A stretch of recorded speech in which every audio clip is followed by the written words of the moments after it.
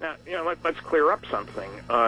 Every advanced civilization is going to know about nuclear fusion because that's the source of energy for the stars. And we figured it out in 1938. 14 years later, we tested our first fusion weapon, first H-bomb. That tells you a lot about our society. The fireball on that incident, 3 miles wide. And the power level, energy release rate, whatever you want to call it, was 10 megatons, the equivalent of 10 million tons of TNT. Hiroshima was like 15 kilotons, 15,000 tons. So in only 14 years from the first understanding of fusion as the process that produces the energy in the stars, we had already taken advantage of that to build an H-bomb. Now, bombs are easy to build in propulsion systems because they don't last very long, obviously. But I worked on fusion propulsion systems that, if you use the right stuff in the right way, kick particles out the back end that have 10 million times as much energy per particle as you can get in a dumb old chemical rocket. So then why does NASA insist on basically pushing bricks through space with very inefficient fuel systems? Because they work, and because they've already spent the money. Fusion would be very expensive, and you've got to have a goal that would require using it. They don't have a goal. We're not planning to go to the stars. We're not even planning really to go to Mars. So you use what you have that works. You couldn't buy a computer like I have on my desk 50 years ago.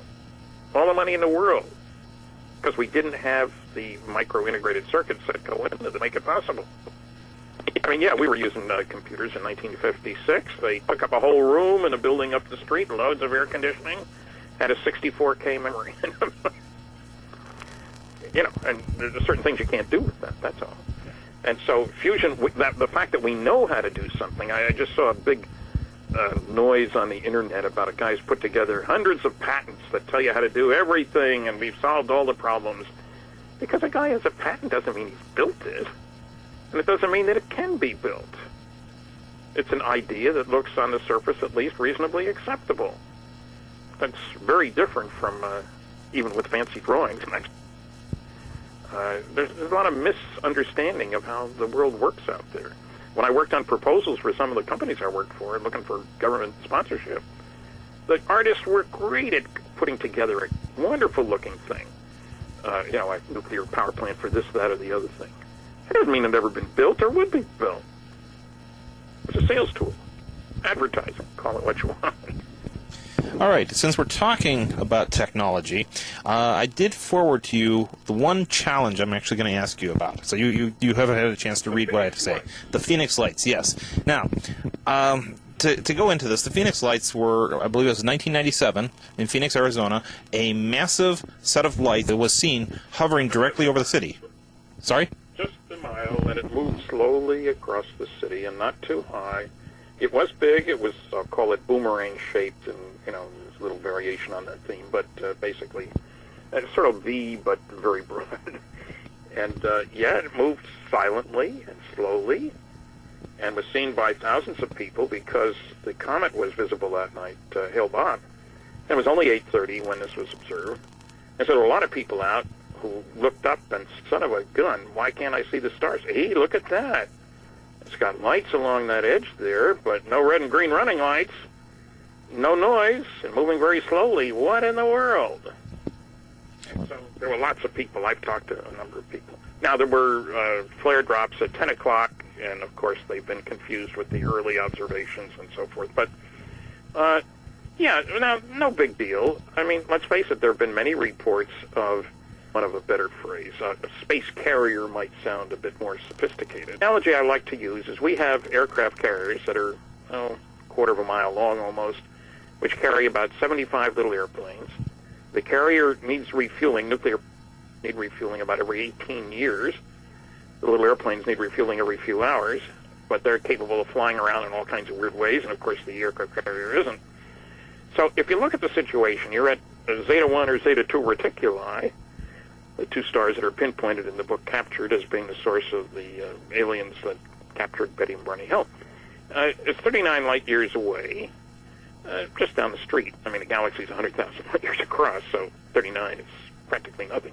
But the point is, between there and our solar system, there's a lot of nothing. So the flight circumstances are very, very different than when you get in the atmosphere of the planet, where you got a big gravity field, you've got friction from the air. Going close to the speed of light doesn't make any sense when you're next to a planet. Go around the whole planet in a seventh of a second. How do you meet somebody for lunch at that speed? So it makes sense to have a mothership, which carries a bunch of little ones, which the mothership does the heavy lifting. The little ones zip around and do their thing and land and pick up specimens and samples and so forth. There's a wonderful case up in the Yukon, 96, I guess it was, where there were more than 30 witnesses who were interviewed by a civil engineer, Martin Jasek, who was able to triangulate what they observed, this huge vehicle with lights moving around slowly, quietly, and it comes out to be between 0.6 and 1.2 miles long. He's a very conservative guy, so he pretty big error bar there. There's a wonderful case of Japan Airlines, 1986, where they saw something twice the size of an aircraft carrier, pilot and crew of a 747, Japan Airlines. And they're up near Alaska.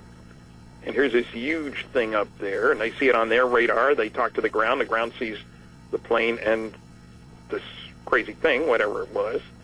They got permission to change their flight path, and they did, and this thing station kept with them. They flew in a circle.